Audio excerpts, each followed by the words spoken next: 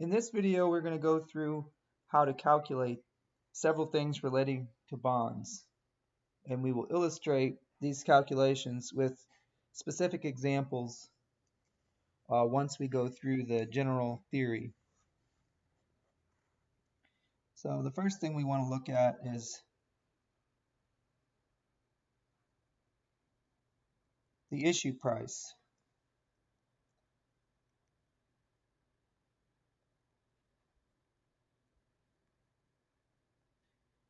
The issue price, this is the price that the lender offers the borrower for the bond. So it's the price that the bond is sold at, also known as the issue price. And you reason from the lender's perspective. So if the lender is buying a bond and the bond has a face value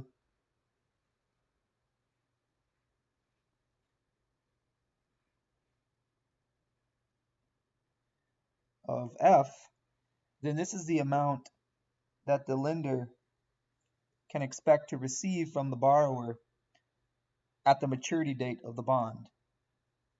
They're going to get this amount, F dollars.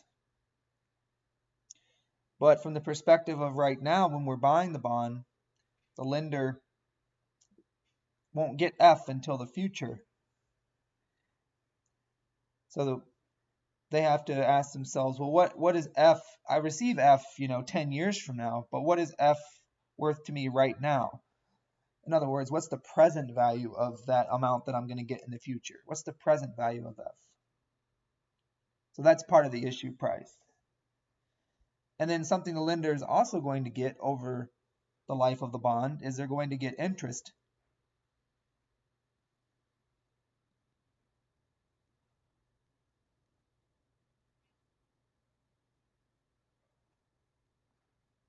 So let's let I be the interest payment they're going to get from the borrower every time the borrower pays the lender interest. The lender receives I. So suppose interest is paid on this particular bond, I don't know, semi-annually. So once every 6 months, the lender is going to receive I dollars from the borrower. And that's how the lender makes money on their initial investment. And again, the initial investment made by the lender is going to be how much they give the borrower, aka the issue price or the sales price. And we're trying to find that.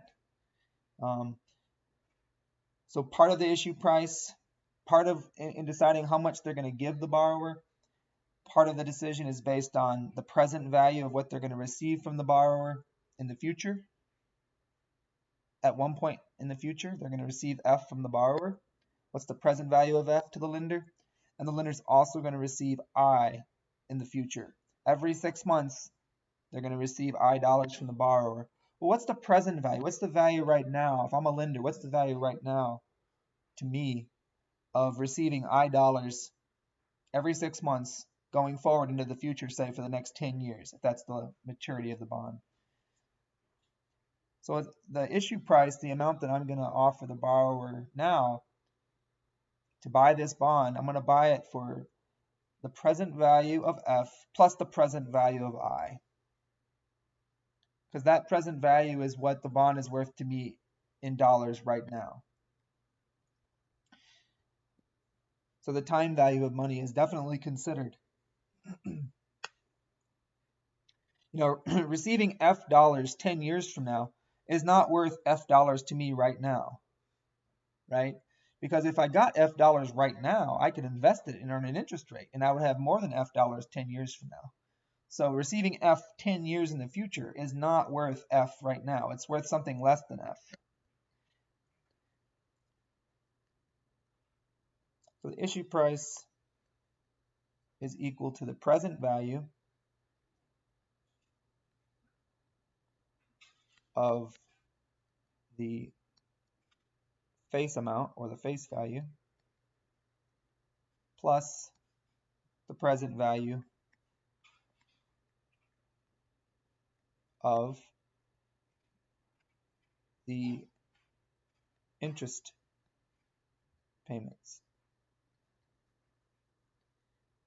Or if we want to use notation, we can let PV stand for present value, and then F is the face value. So PV of F is the present value of the face value plus PV of I. This is the present value of the interest payments. Now, what is a formula for the present value of F? F is one single amount we're going to receive in the future if we're the lender. We're going to receive F in the future from the borrower. What's the present value of that one single amount? Well, there's a formula. It's just that amount divided by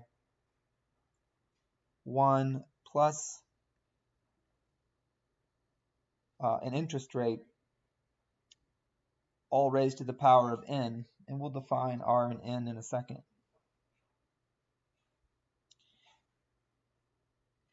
And then what's the present value of the interest payments? The interest payments, we're not just receiving them once. We're receiving I every 6 months, say, right, for the next 10 years. So that's 20 times we get I dollars. So we're not just receiving one amount in the future. We're receiving an amount in the future, but we're receiving that same amount multiple times in the future. And so that's called an annuity. So there's a formula for the present value of an annuity. And in this case, we're going to treat this as an ordinary annuity. Because there's two types of annuities. There's an annuity due and there's an ordinary annuity. An ordinary annuity is where you receive the money at the end of the period. And an annuity due is where you receive the money at the beginning of the period. And so with bonds, usually it's an ordinary annuity. You know, if you're a lender, you lend the borrower a certain amount of money, and then you wait 6 months. At the end of the first 6 months, you get the interest. At the end of the second 6-month period, you get your second interest payment. You don't get interest at the beginning, you get it at the end. So this is an ordinary annuity. So the formula for the present value of an ordinary annuity is just that amount that you're going to get in the future, I, multiplied by this expression. 1 minus the quantity 1 plus R, all raised to the power of minus n. You divide that by R. So if we add 1 and 2 together, we get the issue price of the bond. Now what's n and what's R? So we've already defined F and I up here, but we haven't defined R and N yet. So R is the, actually we need to be more explicit about I. So I is the interest payment you're going to get, but it's based on the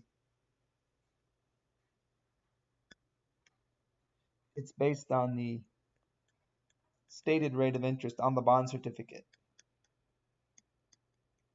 Because that's what the borrower promises to pay the lender. They promise to pay interest based on whatever that rate of interest is on the bond certificate, which is called the stated rate of interest, or the coupon rate.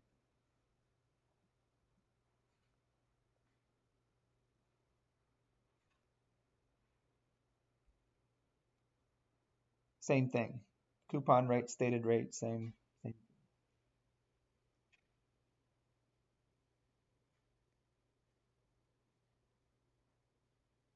And so we can let S be that stated rate. We'll let little s be that stated rate of interest. Well, then what's little r then? R is also an interest rate. Little r in these formulas is the market rate of interest.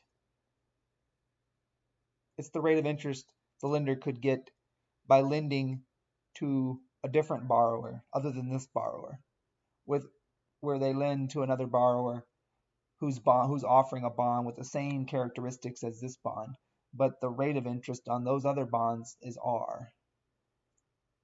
It's also the rate we're going to assume that the lender will invest. Each time the lender receives this amount from the borrower, they're assumed to take that amount and invest it in an interest-bearing account that's getting them this much interest.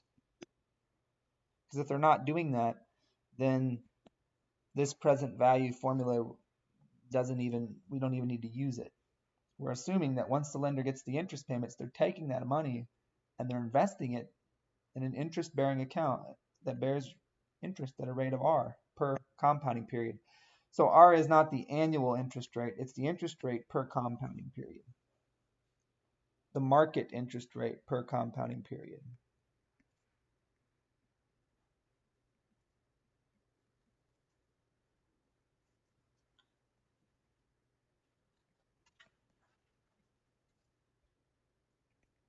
Compounding period just means when interest is paid. So we say that, so if interest is paid semi-annually, then there's 2 compounding periods every year, once every 6 months. And so R would be the 6-month interest rate. If interest is paid quarterly on the bond, if the borrower promises to pay the lender interest once every 3 months, quarterly, then we say interest compounds quarterly, and the R would in these formulas would be the 3-month interest rate, the quarterly interest rate. Because the interest rate, it's the interest rate, the market interest rate, every time interest is paid or every time interest compounds per compounding period. And then N in the formula is the number of compounding periods.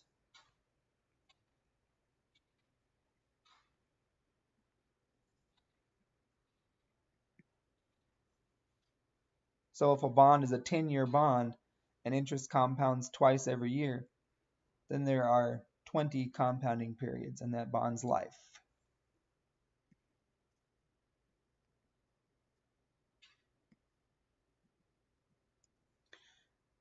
If it's a 10-year bond and interest compounds quarterly, then there's 40 compounding periods, or 40 times interest is paid in that bond's life. And N is the number of compounding periods in the formula. So you got to know what R, N, and F, and I are. Once you know what those are, you can plug those in. You can calculate the present value of the face amount, the present value of the interest payments. You can add them together, and that's the issue price of the bond. That's what the lender is going to give the borrower. Now, the issue price of the bond, which is the sum of these two things, this is the issue price, that will equal the face value, it will equal F, if R and S are equal. So if the stated interest rate is equal to the market interest rate per compounding period, then the issue price and the face amount will be the same. In other words, the lender will give the borrower exactly what the borrower is promising to repay the lender in the future. However, if the market rate of interest is greater than the stated rate of interest, then by lending to this borrower, the lender's only going to get this amount. But if they lend to a different borrower with the same bond characteristics as this borrower's, they would get R. So they're not going to give, if they're going to lend to this borrower, they're not going to give them F. They're going to give them something less than F. So the issue price will be less than F if we're in this scenario. And then finally, if the market rate of interest is less than the stated rate, then the lender's going to give the borrower more than F. All right. I'm just going to erase this.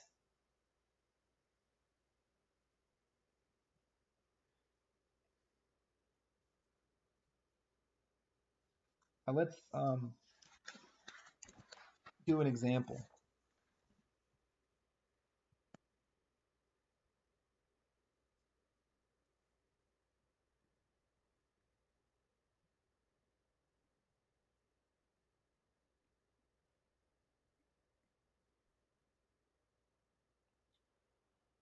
So let's suppose XYZ company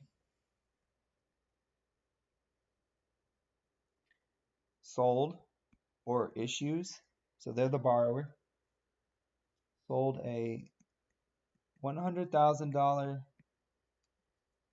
face value callable bond with a stated interest rate of 8%, which when you're given an interest rate, it's always an annual rate, unless stated otherwise, but it's always an annual rate essentially. So this 8% is the stated rate for the year.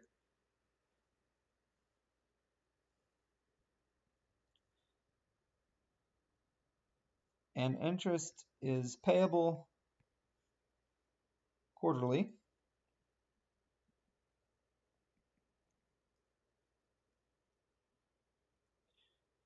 When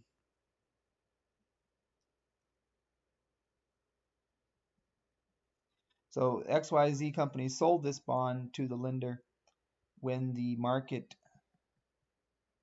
rate of interest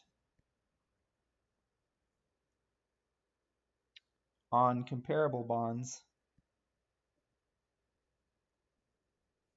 Comparable bonds means other companies are offering the market rate of interest for the same type of bond, $100,000 face value, quarterly interest payments. But the market rate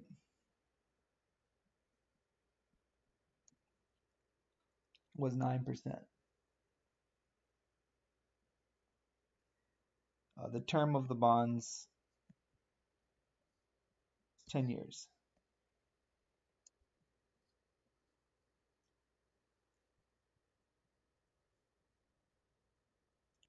And then finally, the bond was issued. What date was the bond issued?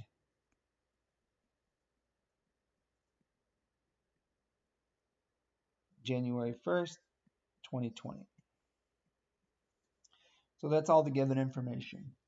What do we need to do? Compute the issue price.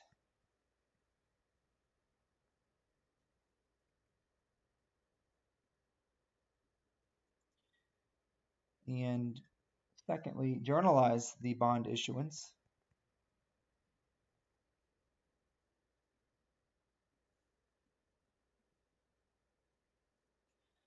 And third, journalize the first two quarterly interest payments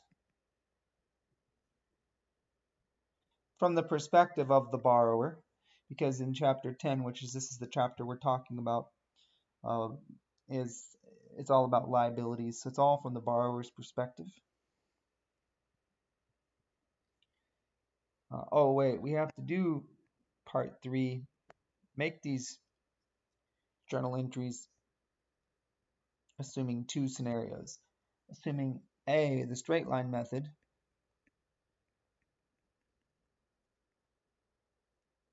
of amortization,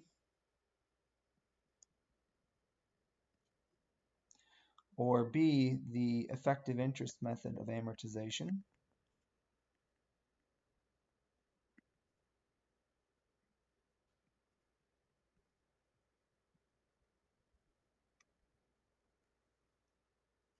And then finally, the last criteria, or the last requirement, is to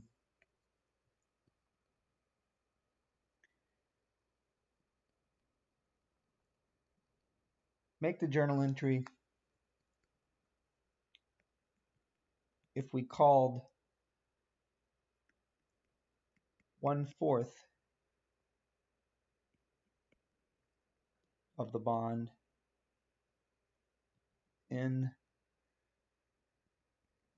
for retirement at 103, and we did that, we called 1/4 of the bond into retirement at 103.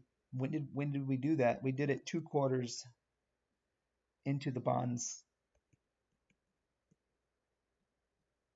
life, or into the bond's term.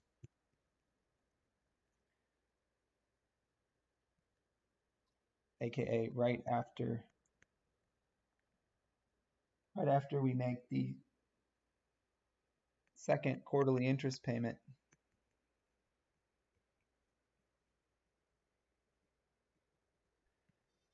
we call 1/4 of the bonds in for retirement. And what would the journal entry be? We have to give the lender 103% of what we owe them at that time to be able to call 1/4 of the bonds in for retirement. So these are the requirements. All right, so let's work through this. For number one, the issue price. The issue price, according to our formula up here, is the present value of the face amount plus the present value of the interest payment. So in this problem, F is going to be equal to $100,000.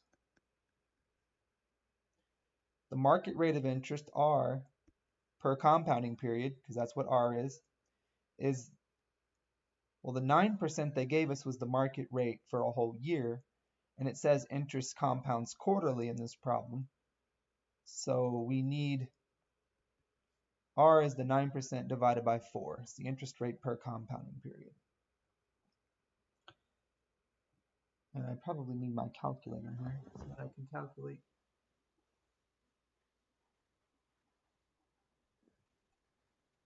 calculate things.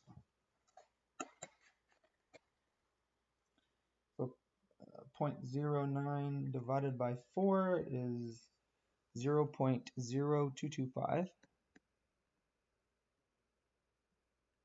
So anywhere we see R, we're going to put 0.0225 because that's what R is.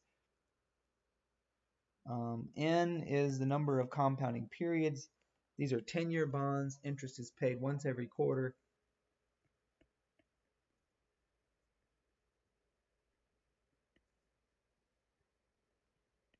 So there are 40 compounding periods. So N is equal to 40, and then finally I, the interest per the interest is, what is the interest? The interest payment that we have to give the lender every quarter. That's calculated based on the stated interest rate, right up here. And the stated interest rate on the bonds, if we remember what I wrote here, is 8%. 8% for the year, but for the quarter, I guess that would be 2%. So what we have to give the lender every quarter is we have to write them a check for the interest, and the interest is the face value, 100,000, times the stated interest rate per quarter, which is just the product of the annual interest rate multiplied by 1/4. So this right here is the little s up here. So annual rate times, there's 4 quarters in a year. So 8% represents the total interest rate for the 4 quarters, but for only one of the 4 quarters, 2% will be the interest rate for one of the 4 quarters.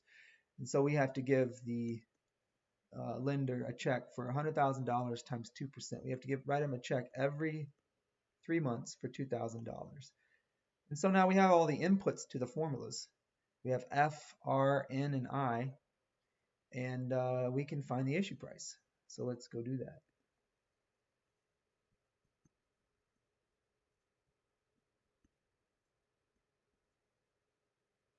So it's the face amount, $100,000, divided by 1 plus the market rate of interest raised to the power of n. So this below is the present value of F. To that, we need to add the present value of I. The present value of I was, the formula was I times, and then we have a fraction here. We have 1 minus 1 plus the market rate of interest per compounding period, all raised to the power of minus n, and then all of that divided by the market interest rate per compounding period. This is a minus right here.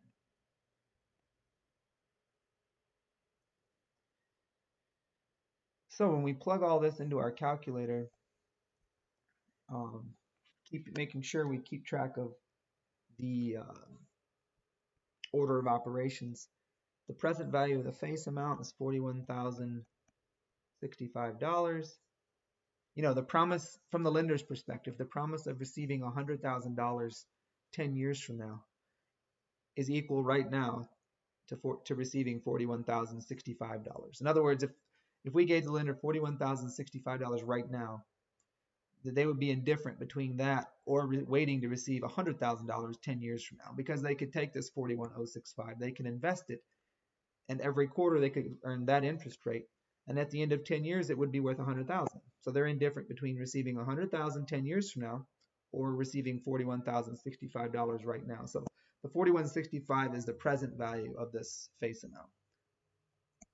The present value of the interest payments is $52,387.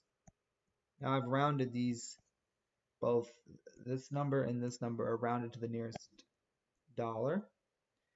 And then when we add them up, we get the issue price. So the issue price is approximately $93,452.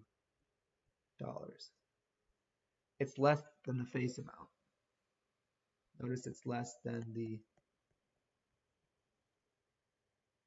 So on January 1st, 2020, I, the borrower, give a certificate to the lender in which I promise to pay the lender $100,000 on January 1st of 2030, 10 years from now. And I also promise to pay the lender every 3 months. I'm going to pay them the $2,000, which is based on the stated rate of interest on the bond certificate. So I'm paying the lender $2,000 every 3 months, and then 10 years from now I'm giving the lender also $100,000. In exchange for that promise, the lender gives me $93,452. So the bond is issued at $93,452. So the lender on January 1st, 2020 writes a check to the borrower for $93,452. That's how much I receive as a borrower. Other ways you can arrive at this $93,452 number. I'm going to get rid of this here. Things get cluttered when I have all that there, but so I'll erase it. Instead of using this formula that I've given you right here, these two formulas, and adding them together, what we can do is we can use present value tables. All present value tables do is they approximate this formula. So let's rewrite this first one. This first one is the same as taking f and multiplying it by 1 over the 1 plus r to the n, right? You know, this and this are the same mathematically.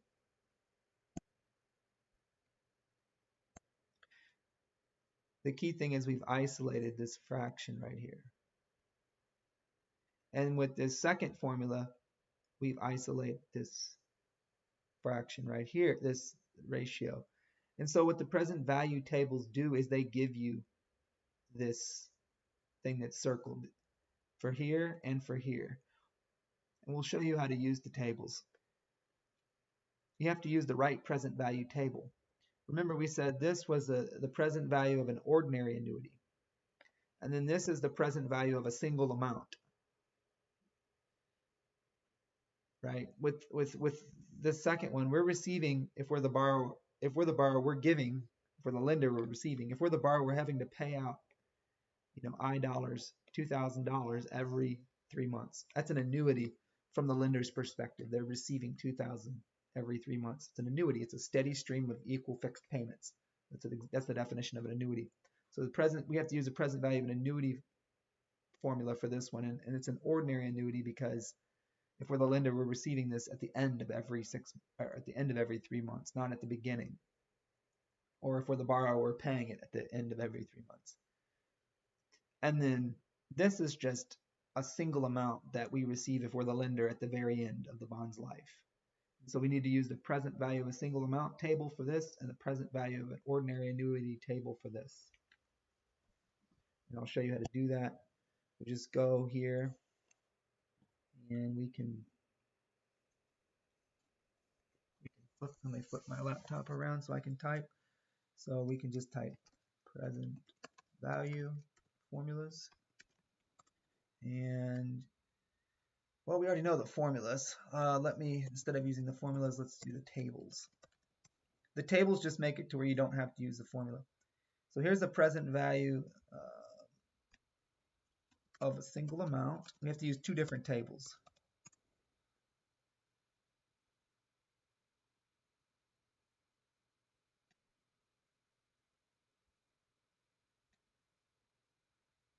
So this is the present value of a single amount table.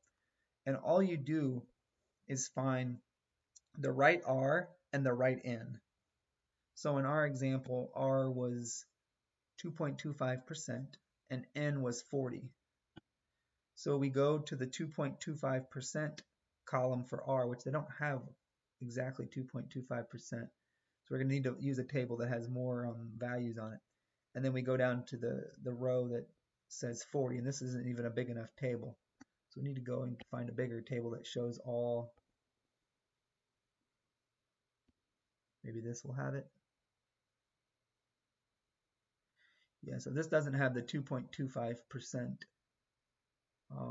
R on it, but it does go all the way to 40 periods. So suppose this was the column, this 2% column, that's the column. What if it said 2.25%? And we would find that column, we would go down to the row that says 40, and this factor right here, this 0.4529, that's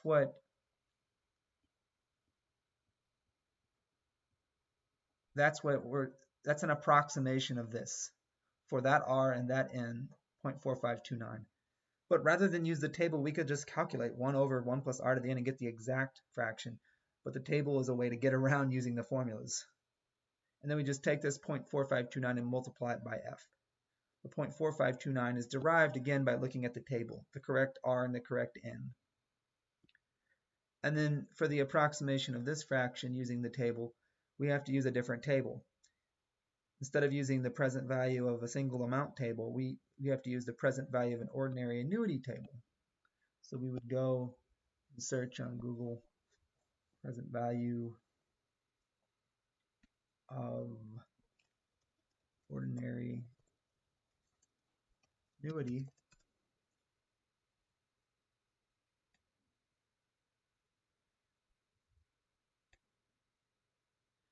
And again, we want to find the column that says 2.25% for R, because that's what our R is, and a row that says 40 periods.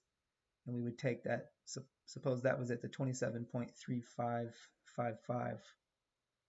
Suppose this was the column that was 2.25%, and there's the row that says 40. So we would take this 27.3555, and that's what this is. 27 point. So that means we don't have to do that. We just take 27.3555 and multiply it by our I. We do have to calculate I, though. That was $2,000. And so that's what the present value tables do. They enable you to calculate the issue price without having to actually do any formulas. But I'm going to require you to just use the formula. It's so much easier, I think, than looking at tables. Just do the formula. And as long as you pay careful attention in your calculator to order of operations, you calculate the formula correctly. I'll give you the formula on the exam. I'll give you the formula. You just have to input the right numbers. Anyway, we come up with the $93,452. What's part 2 ask? Let's see. Journalize the bond issuance from the borrower's perspective, of course. So let's do that. The borrower is receiving cash of $93,452.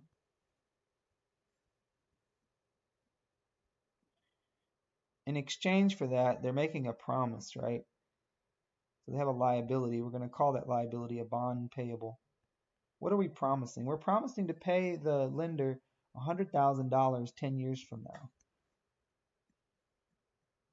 So we credit bond payable for $100,000. We're also promising to pay them periodic interest, but that promise doesn't show up here in our initial journal entry.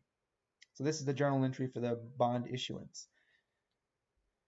Credit bond payable for 100,000, debit cash for 93,452, and it looks like we need another debit. So this bond was sold at a discount. So we're going to debit discount on bond payable. Discount on bond payable is a contra account to bond payable.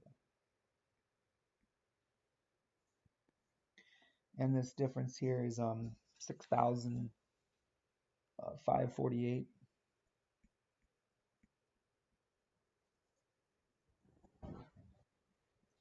If we were to prepare a balance sheet right after making this journal entry,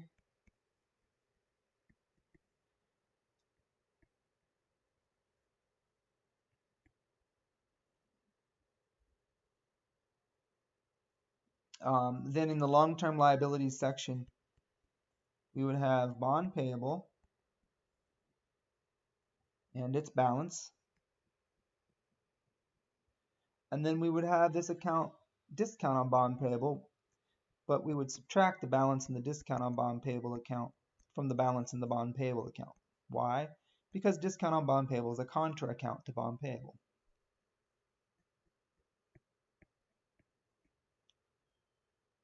And so the carrying value of the bond, or the book value of the bond, starts out initially at the issue price.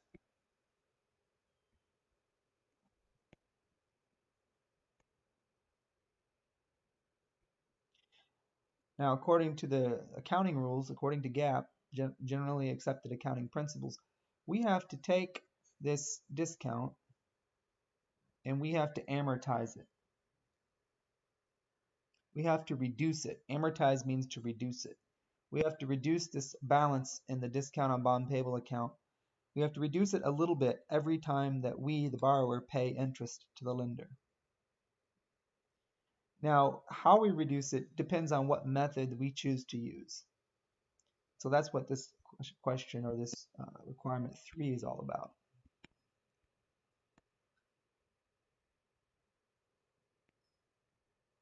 I think 3 wants us to journalize the first 2 quarterly interest payments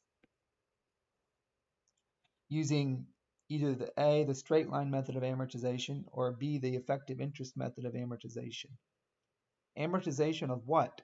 Amortization of the discount on bond payable account.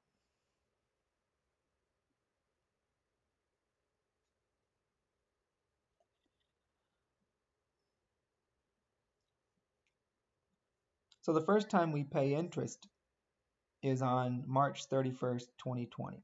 And the second time we pay interest is 3 months after that, on June 30th, 2020.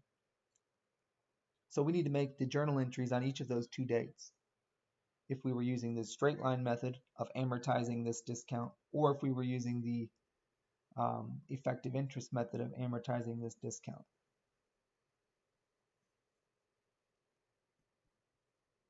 So to illustrate, let's make a table. Let's make an amortization. It's called an amortization schedule. We can illustrate the 2 methods with this schedule.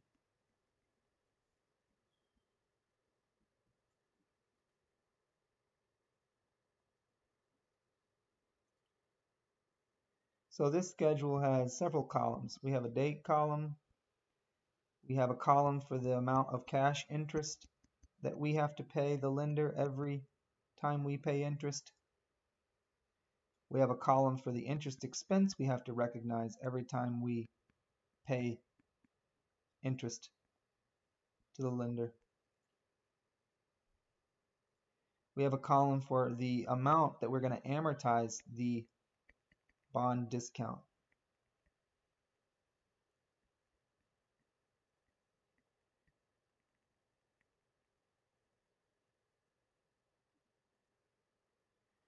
We have a column for the balance in the discount on bond payable account. Its whole balance, the $6,548, it has to be reduced to 0. So the balance in the discount on bond payable account starts at $6,548, but at the maturity date of the bond, when we finally pay the lender back the $100,000 10 years from now, the balance in the discount on bond payable account needs to be 0. And then we have column for our balance in our bond payable account. That doesn't change. It starts at 100,000 and it stays at 100,000 until we pay the bond off at the very end. And then the final column is the carrying value of the bond, or the book value of the bond. It's also called carrying value, so I'll put that as well. The carrying or the book value of the bond. So the first date, January 1st, 2020, we don't have to pay any interest right then, right? We don't pay interest until the end of each 3-month period. So we recognize no interest expense on January 1st, 2020. We do not amortize the bond discount then. The balance in the discount on bond payable account is $6,548. The balance in the bond payable account is $100,000. And the carrying value is always the difference between the balance in the bond payable account and the balance in the discount on bond payable account. So the carrying value of the bond starts $93,452. And that aligns with what I said earlier. If we made a balance sheet right after doing this journal entry, so on 1/1/2020, then you can read off from the amortization schedule exactly what you need for the balance sheet on any date. The next date that's pertinent relating to this bond is the date we pay interest, which would be March 31st, 2020. How much interest do we have to pay? Well, that's the I in this formula up here.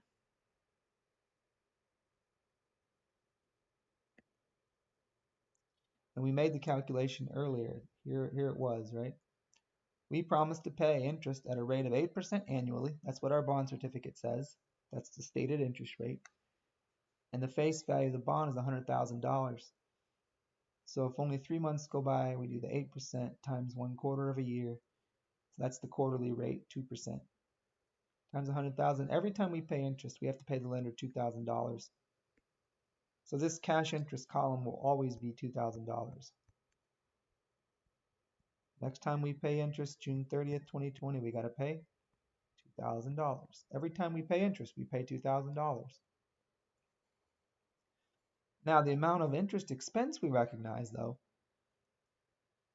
depends on in which way we are amortizing the balance in the discount on bond payable account. And it depends on if we originally had a discount or a premium. In this example, we have a discount, not a premium. So we're just going to do this problem from that perspective. But then the next problem we do, it'll be a premium example. All right, so let's just suppose we use the straight line method. If we're using the straight line method, then the way we do it, the way we amortize this balance, is we just we reduce it by the same amount every time we pay interest. And if we're going to pay interest 40 times, then every time we pay interest, we're going to amortize this thing by $163.70. So this would be the straight line method. So the amortization of the discount would be $163.70 every time we pay interest. Interest expense is always the cash interest plus the amortization of the bond discount.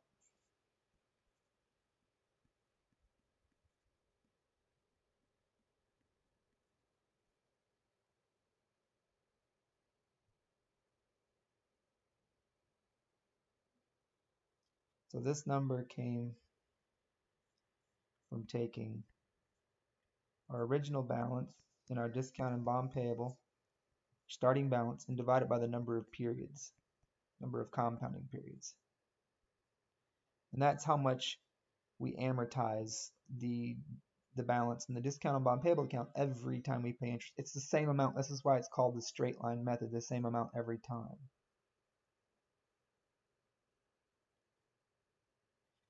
So what would the balance become? It'd be 6548 minus the 163.7,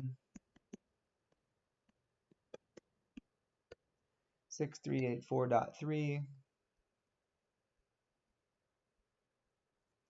then when we subtract another 163.7, we get 6220.6. Balance on bond payable stays always at 100,000. That's our liability. That's what we have to pay back, to the lender.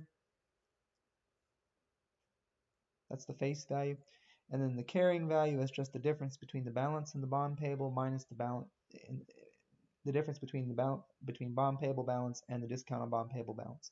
So on March 31st, 2020, carrying value is 100,000 minus the 6384.3.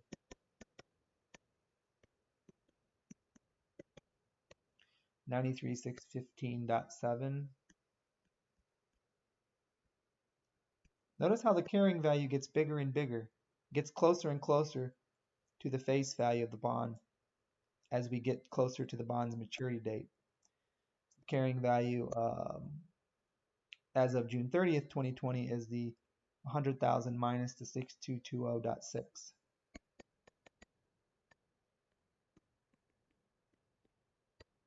93,779.40.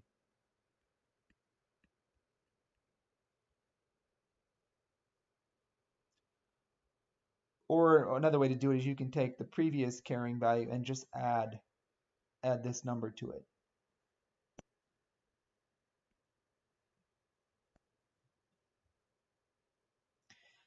So to answer this question, part A of 3, the journal entry on March 31st and the journal entry on June 30th are the same entry if we use the straight line method.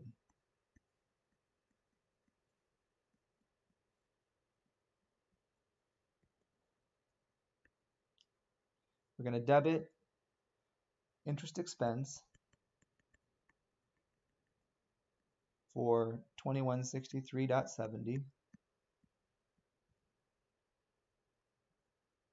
We're going to credit cash for $2,000, and we're going to credit discount on bond payable for 163.7. Discount on bond payable. So bond payable is a liability.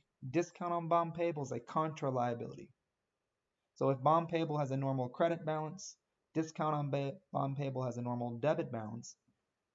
To reduce an account that has a normal debit balance, we have to credit it. And that's what we're doing by crediting discount on bond payable.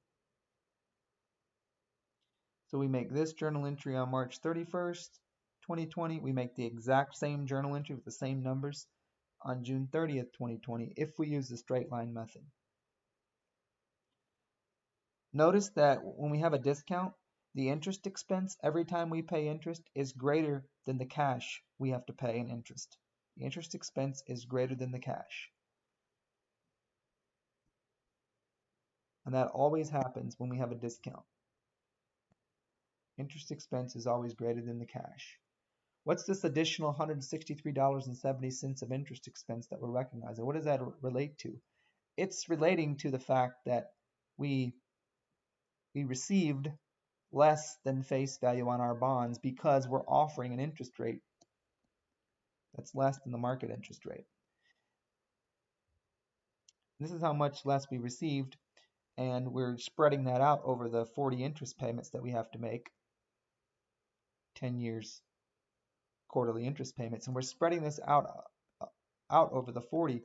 And so this is the extra interest expense we have to incur simply because we received less than face value because we don't offer as good of a bond as the rest of the market is offering. That's essentially it.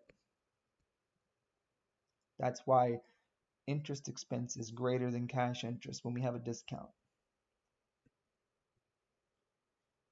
Now, how would this amortization schedule change if we were using the effective interest method? So let's just copy, paste the same thing, and then make the appropriate changes. So let's move to part B now.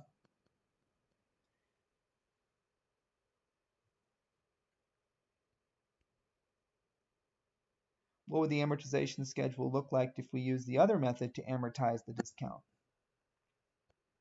Well, we are not going to amortize by the same amount. We're going to do more amortization in the earlier years, in the earlier periods, and then later it's going to fall over time.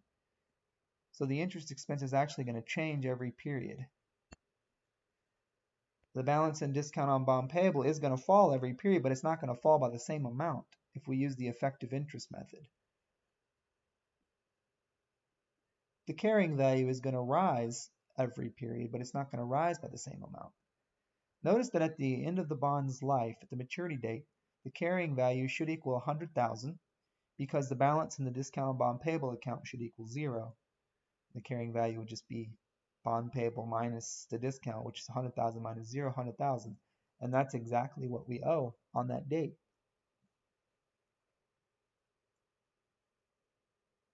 So this 193,452 is the carrying value of the bond. This is like the time value of money. This is what we owe. As of, we don't owe the 100,000 to the people until January 1st of 2030.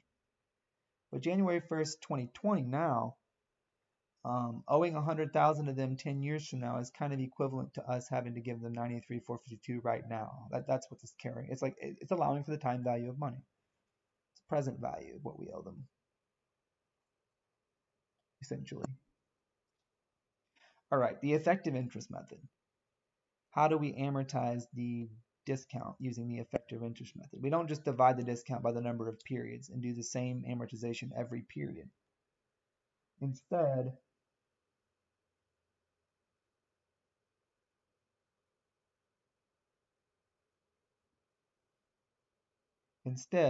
we take the book value and we multiply it by the market rate of interest. So the 93,452, we multiply it by the market rate of interest per compounding period, because only 3 months have elapsed between these two dates. And remember the market interest rate per compounding period, if it was 9% for 12 months, it's 2.25% for 3 months. We did that already. So it's just the carrying value times R.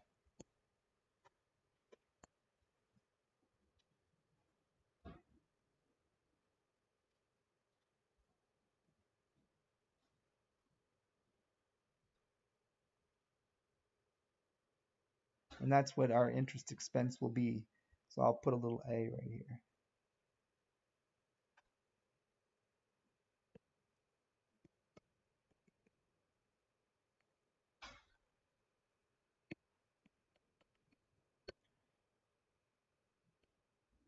$2102.67. And just for math purposes, I'm just going to round it to the nearest dollar, but you shouldn't do that when you do a normal amortization schedule, because every little amount that you're off with the rounding, and you're going to do that 40 different times, 40 different roundings, and it's going to get off by a larger amount. So, but I'm just going to round that to the nearest dollar.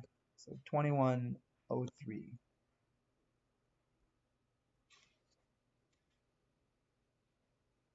And the amortization of the discount then is the difference between interest expense and cash interest, $103. So we're going to reduce this balance in the discount on bond payable account. In the first 3 months, we're going to reduce it by $103.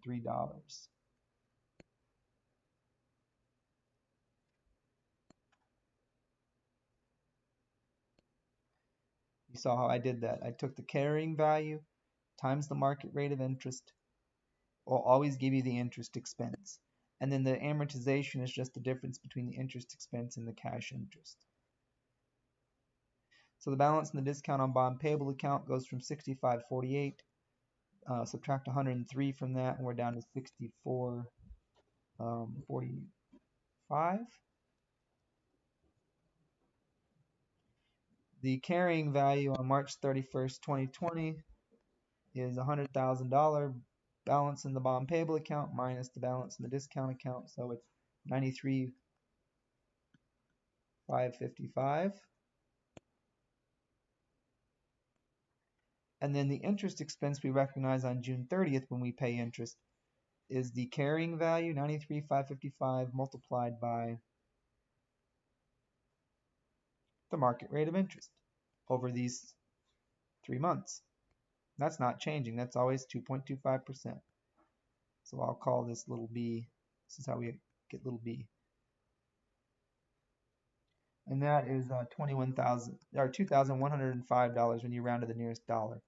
So the amortization over this second quarter is interest expense minus cash interest, so $105.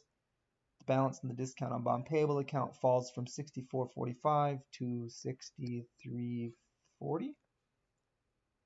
The carrying value is $100,000 minus $63.40, or $93,660.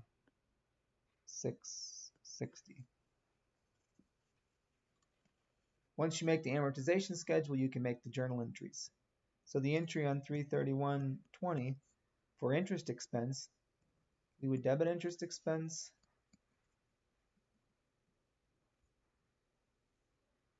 for $2,103. We would credit cash for $2,000, and we would credit the discount on bond payable account for $103. That's the amortization of the discount, the reduction of the discount. On June 30th, I mean, it's the same entry in terms of whether you use the straight line or the effective interest method of amortizing the discount, you are getting the same, you're doing the same journal entry in terms of what you debit and what you credit. It's just the numbers are different. I mean, cash always is $2,000. That's going to stay the same no matter what method. But the amount of interest expense you recognize is different, because the way you do the amortization is different between the two methods.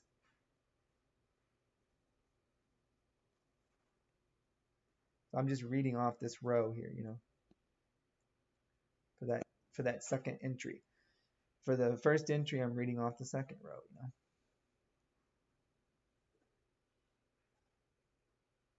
And by the end of the bond's life, you will have reduced the discount to 0. It's just you didn't do it by the same amount each time. You start off reducing it by a smaller amount, and then the amount you reduce it gets bigger over time. I think I said the opposite earlier. But with a discount, your initial amortization is the smallest. And then that reduction in the balance is going to get bigger and bigger as we get closer and closer to the maturity date. And our interest expense gets bigger and bigger as we get closer to the maturity date.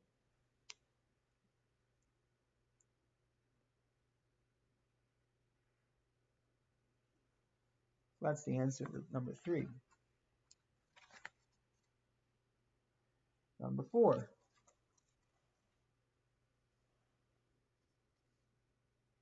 Journalize the calling of 1/4 of the bond in for retirement at 103, 2 quarters into the bond's term, so right after making the second quarterly interest payment.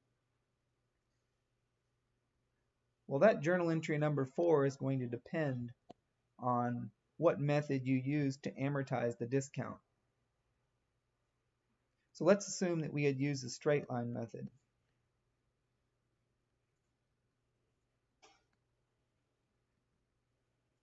Actually, let's just assume we use the effective interest method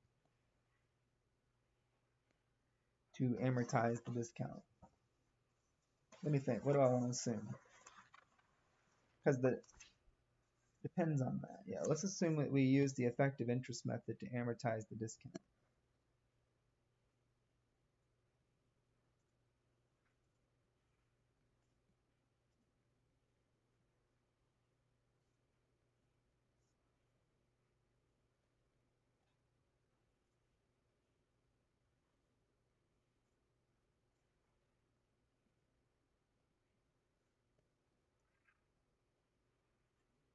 Then it's saying right after making that second quarterly interest payment, so right on June 30th, 2020, after making this $2,000 interest payment to the lender, we, the borrower, we call 1/4 of the bond back for retirement.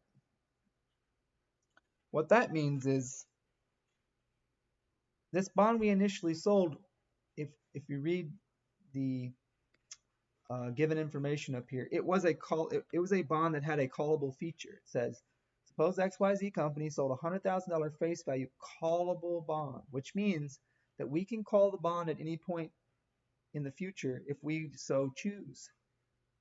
Of course, if we call it, we're going to have to give the lender some compensation for what we call. And what call it means is we call back a portion of this or all of this. We say to the lender, we no longer have a liability to pay you either all of this in the future or a portion of this. We're not going to have to pay you. Like, we're liable to pay $100,000 10 years from January 1st, 2020. But at some point in the bond's term, it's a 10-year term, right? We can call a portion of this. And that's what we're doing. 2 quarters into the bond's term, we're calling 1/4 of the face value.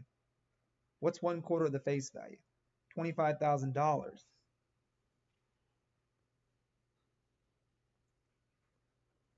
So we're saying $25,000 of the $100,000 we're not going to pay you on January 1st, 2030. So we're calling 1/4 of our liability back. In other words, we're reducing our bond payable liability. So we're going to debit bond payable for $25,000 because we're telling the lender $25,000 of the $100,000 that we said we'd pay you on January 1st, 2030, we're not going to pay you. We no longer have a liability to pay that to you. And the lender has to accept that because initially when we sold the lender the bond, the certificate said that we have the option if we want to call the bond, and the lender knew that when they bought the bond, when they gave us the $93,452 in cash at the very beginning, they knew that. So here we go, 2 quarters in on June 30th, 2020, after making 2 of the quarterly interest payments to the lender, we decide to call 1/4 of the bond. So I'll put a little a by that. Little a is just calculated as the 1/4 times our initial promise or our initial liability. Remember when we originally issued the bonds, we credited bond payable for $100,000 because that's our initial promise, that's our initial liability. And now we're saying $25,000 of that we no longer have to satisfy. So we debit bond payable for $25,000.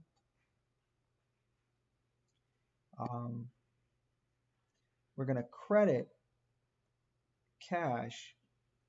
I mean, we have to give up some money to be able to satisfy this obligation. We can't just say, oh, we're not going to have that obligation, but we're not going to give you any compensation for that.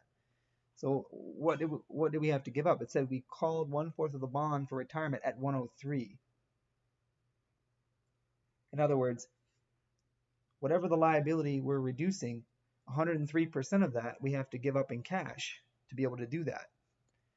So 1.03 times the 25,000 is what we actually have to pay the lender to be able to do this, to tell the lender that 25,000 of the 100,000 we're not going to pay you in the future. To be able to do that, we have to give up cash to do that. To be able to say tell the lender that. Give up 103. Little b is just 1.03 times whatever you got in part A, which is $25,000. So that's $25,750. All right, if we call 1/4 of the bonds in, so 1/4 of the bonds are leaving our balance sheet with the debit to bond payable.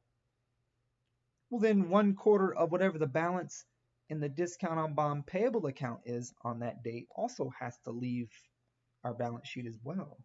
You know, if 1/4 of this is leaving, then 1/4 of this has to leave as well, and we have to show that in our journal entry.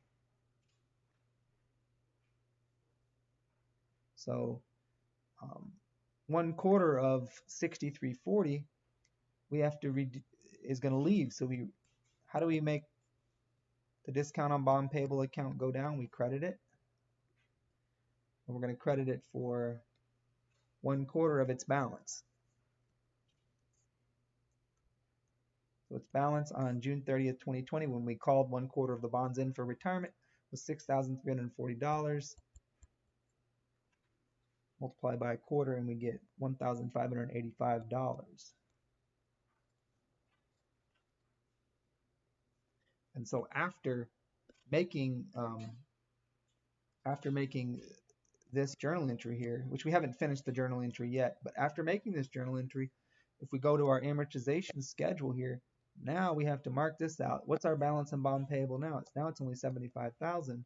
What's our balance in the discount on bond payable account? It's the $63.40 minus the $15.85. So it's only $47.55 remaining in our discount on bond payable account.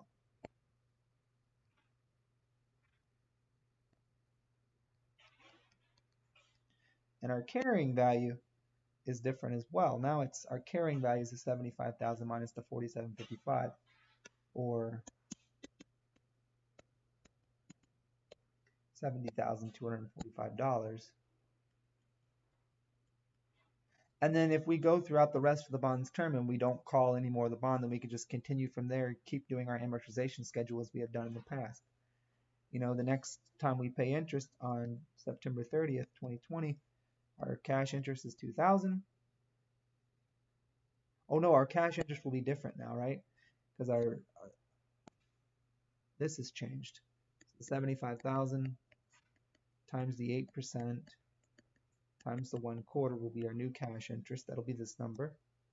Our interest expense will just be the carrying value, just how we did before, times the market rate of interest, which is still this number. So 7245 times this would be our interest expense number. The difference between those two numbers would be our amortization, and so forth. We just continue as follows. The key thing is our cash interest has now changed. So hopefully that makes sense. All right, now how do we finish this journal entry? Notice that we have 2 credits and 1 debit, and the credits are greater than the debit. So the other debit is going to be loss on retirement of bonds, or loss on retirement of bond payable, essentially. And it's the plug. It's the debit we need to make sure that the journal entry, the debits equal the credits. And it's $2,335. So we'll put little d there, and little d is just the plug. But it makes sense though. Why are we having a loss of $2,335? Well, part of this loss, so if we take the $23.35, we can break it up into its 2 parts. Part of the loss is due to the fact that we pay $750 more than the liability that we're reducing. So to reduce a $25,000 liability, we have to give up $25,750 in cash. So what we give up is $750 more than what we get, in a sense. So that's a loss there. But then the other part of the loss is this part.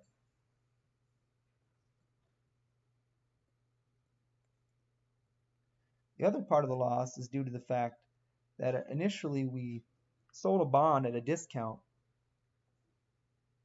and I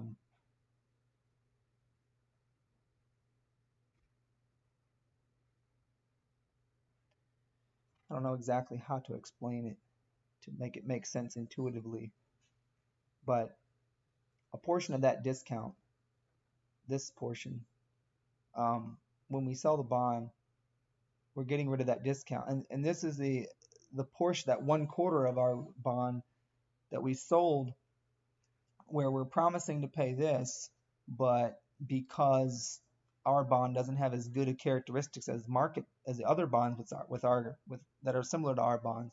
In other words, the market rate of interest is better than our rate.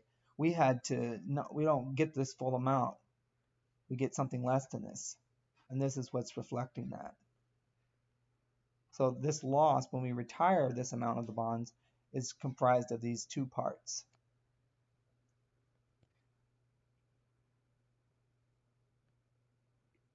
So let's erase that, and let's back up. So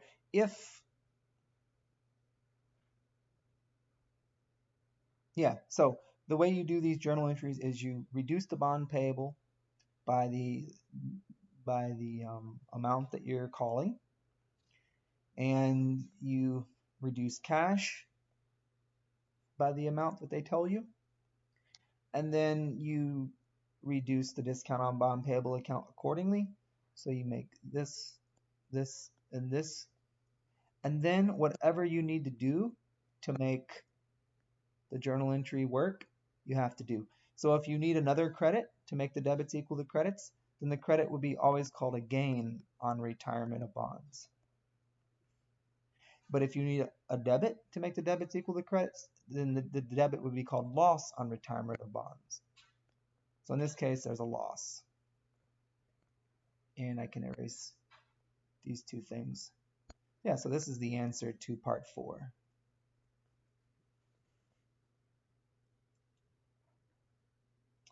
All right, so that I've done an example where there was a discount, but I haven't done an example of a premium. What if originally, if we change things in this problem such that, what if the stated rate of interest on the bond, what if everything was flipped? What if 9% was the stated rate and 8% was the market rate? What if we just flip interest rates? Then what'll happen, I'm not going to go through every single step, but essentially what changes, then the issue price is going to be greater than the face value. We can go through this same calculation, but the number we get here is going to be bigger than $100,000. It'll be something like 105,000 or something, whatever it is.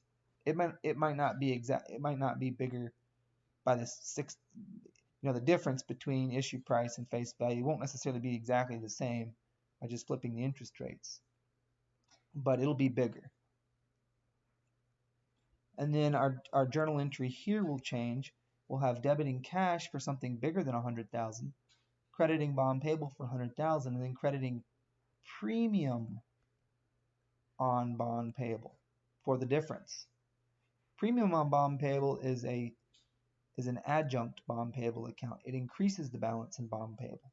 So our balance sheet presentation, if that was the case, we would say bond payable 100,000 plus the balance in the premium account.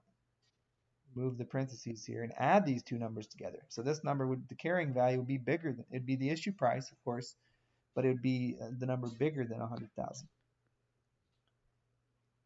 How would our amortization schedule change? With amortization, instead of, we're amortizing the bond premium, not discount. So we want the balance in the premium on bond payable account.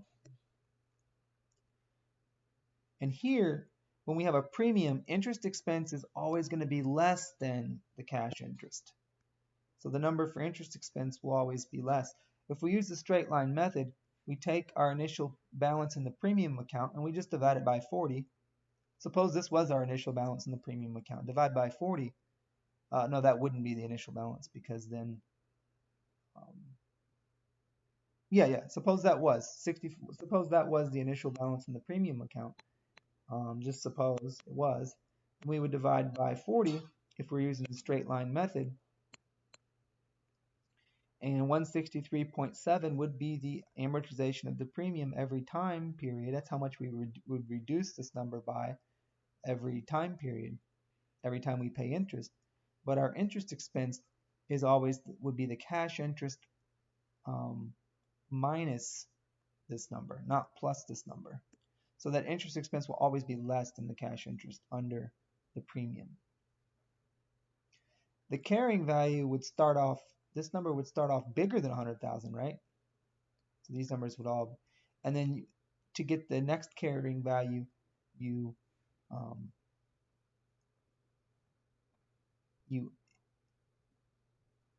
me think here.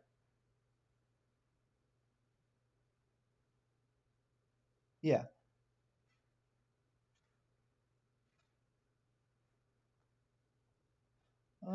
That's not making sense.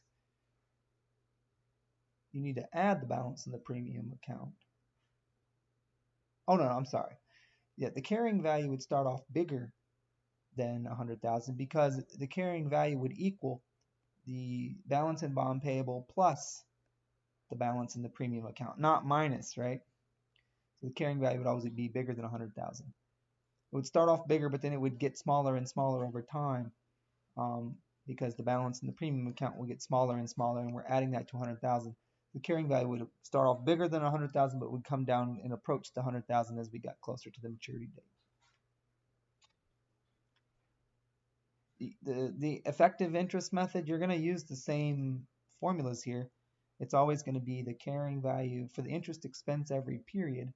It's always going to be the carrying value, but the carrying value will be bigger than 100,000 times multiplied by the market rate of interest. The market rate would be a different number than this, right? Because we switched interest rates, right?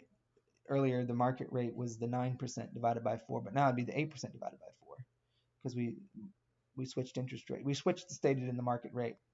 This would just be 0.02 and whatever. So whatever, when you multiply these together, you're going to get a number for interest expense that's smaller than the cash interest always. The amortization will be the difference between those two numbers. Obviously, this is a premium, this is a premium here, and so forth. We reduce the premium by this amount every time, and then the carrying value is just the balance in bond payable plus the balance in the premium. So that's how things would change if it was a premium. The journal entries, every time we recognize interest, we debit interest expense for an amount less than the cash. So we need two debits then. We'd credit cash, and then we would also debit the premium on bond payable, right, which would reduce the premium on bond payable account, and so forth. So everything would be the same except just flip it. Everything's kind of flipped, or the mirror image, if we have a premium versus a discount. And that concludes this video.